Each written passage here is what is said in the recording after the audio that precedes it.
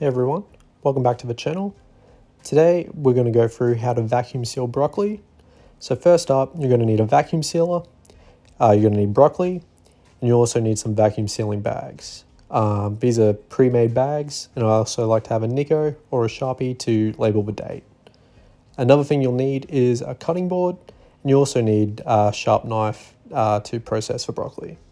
So first, we're going to start by washing the broccoli. We'll take it over to the sink and we'll wash it shortly. So just make sure to clean everything you normally would if you're going to use this fresh.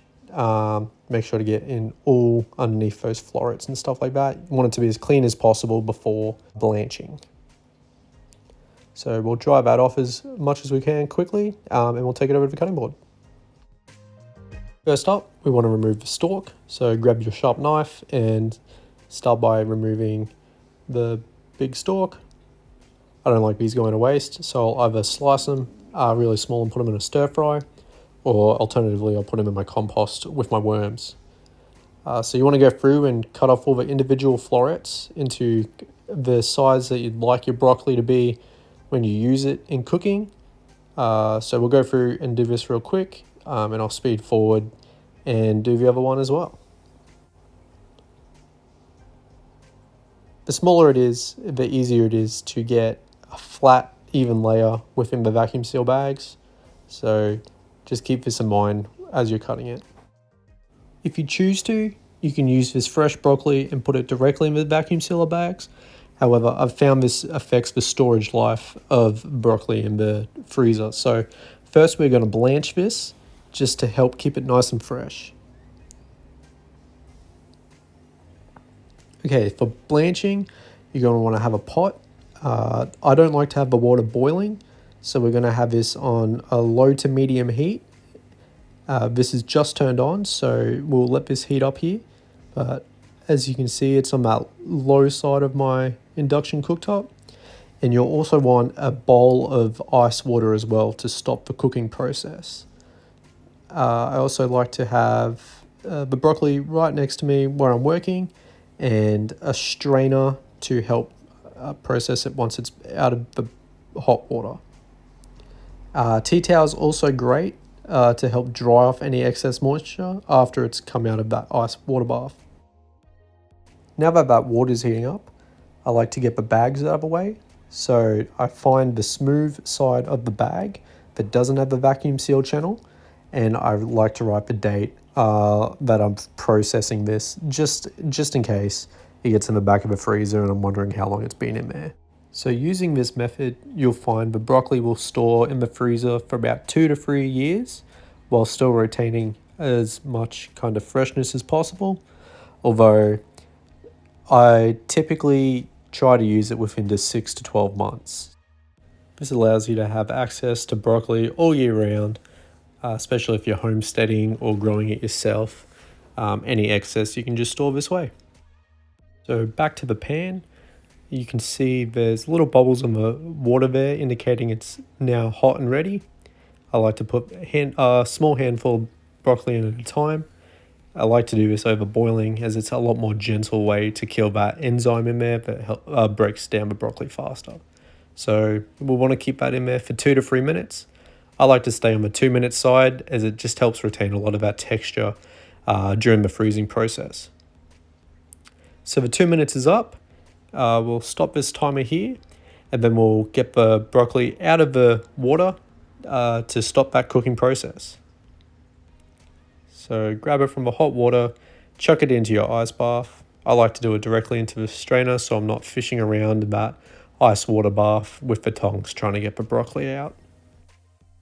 So once that's all in there, we want to move it around in the ice water as much as possible, just to ensure that all the inside of those florets cool down quickly. So give it a good little shake, give it a good little toss, make sure everything's covered to cool it down as fast as possible. So it's been in there about 30 seconds now, 30 seconds to a minute. Feel it for the temperature. If it feels cold to the touch, it's time to take it out and start removing as much moisture as possible. So chuck it on your tea towel that you prepared earlier, or alternatively you can put it on paper towel, something like that. While that's cooling and drying, we'll get the next lot of broccoli in and repeat the process for the second half of the batch. Once it's all in the pot, we'll start the 2-minute timer again and we'll come back. Okay, that's done. We'll chuck the heat off and then just repeating the process, putting all those florets into the ice water bath to stop the cooking process. Now, if you don't feel like using simmering water in a pot, you can choose to steam. This acts as another gentle way to blanch the broccoli, essentially. So the water is pretty clear. However, there is some studies showing that you can lose a little bit of the nutrient value in the range of about 10 to 20%, particularly in vitamin B and vitamin C.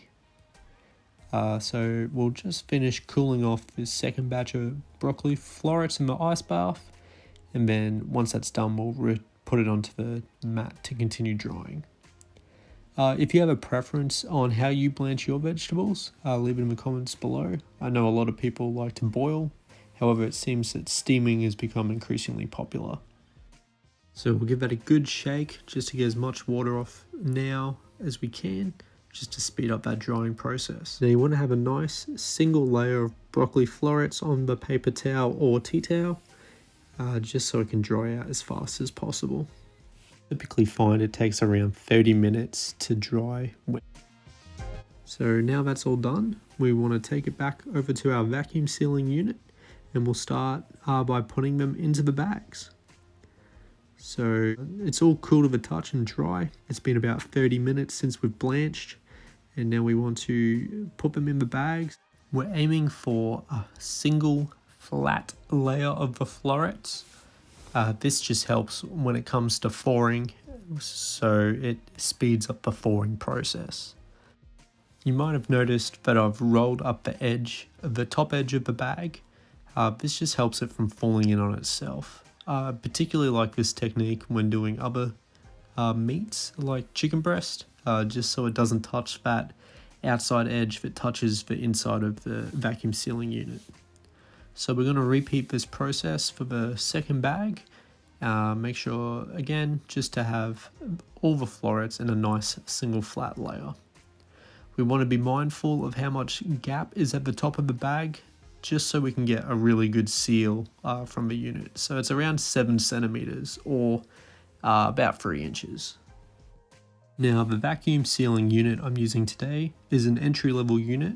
It's available in stores across Australia. It's a Kmart branded vacuum sealer. I've done a few videos on the operation and maintenance of this device. I'll link to it up here. If not, just check out my channel for more videos on it. Okay, so the second bag is now done.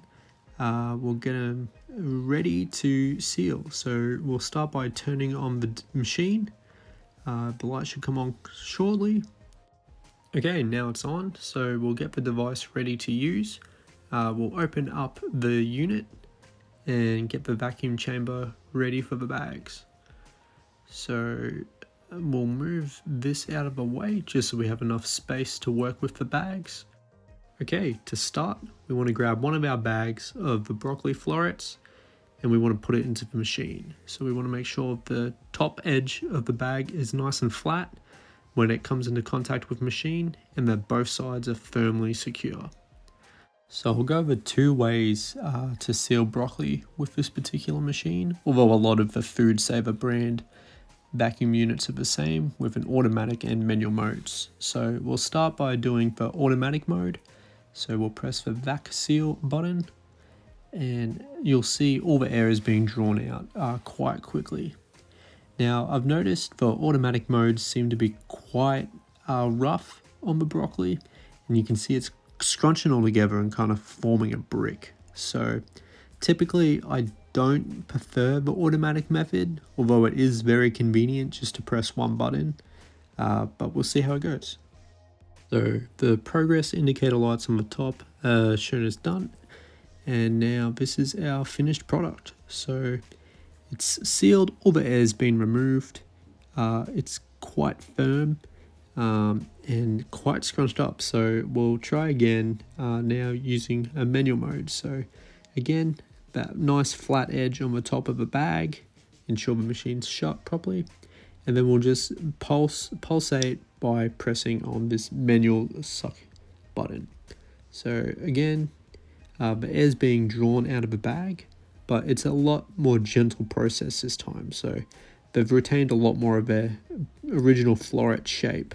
Once all the air is removed, we'll press the seal, and this seals the top of the bag to ensure no air can get back in. Now, I like to just inspect the seal line on all the bags that I do, just to make sure that it is nice and consistent. If you're a bit worried, you can always just double seal by using the top gap of the bag. Now, comparing the two, you can see the one that we've done manually has retained a lot more of its shape, while the one we did in the automatic mode has been shrunk up quite a bit. So we'll chuck these in the freezer and they'll be good for 2 to 3 years. So thanks for watching, and we'll see you in the next video.